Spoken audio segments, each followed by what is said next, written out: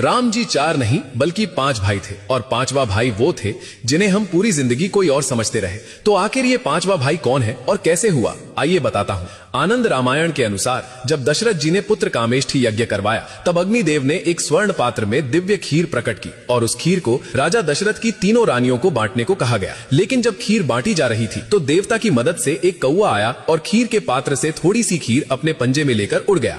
फिर वही खीर वायुदेव की कृपा से तपस्या में लीन माता अंजना तक पहुंचाया गया और उसी खीर से हुआ हनुमान जी का जन्म। यानी जिस खीर से राम का जन्म हुआ उसी खीर की वजह से हनुमान भी प्रकट हुए। इसलिए कई संतों ने कहा हनुमान जी राम जी के 5वें भाई हैं। अब सुनिए प्रमाण। तुलसीदास ने स्वयं हनुमान चालीसा में बताया है, तुम मम प्रिय भरत ही संभाई, यानी कि हे हनुमान तुम मेरे लिए भरत के समान हो। और इससे भी बड़ा तथ्य श्री रामचरितमानस में 5 बार भरत जी हनुमान जी को भ्राता कहते हैं। ये भाव नहीं शास्त्रीय संकेत है। हाँ, मैं मानता हूँ कि श्री राम का जन्म राजकुलों में हुआ और हनुमान जी का जन्म वानर कुल में हुआ, लेकिन भक्ति भाव से देखा जाए तो दोनों ही भाई ही थे। इसलिए तो प्रकृति ने भी आगे जाकर इन दोनों को मिला दिया। इसलिए हनुमान सिर्फ भक्त नहीं थे, वो भाई भी थे, रक्षक भी थे और भक्त भी थे और श्री राम के संकल्प की जीवित शक्ति थे। अब आप कमेंट्स में बताइए कि श्री राम के लिए हनुमान जी क्या थे, केवल एक भक्त थे या फिर भाई थे या दोनों से भी ऊपर। जय श्री राम।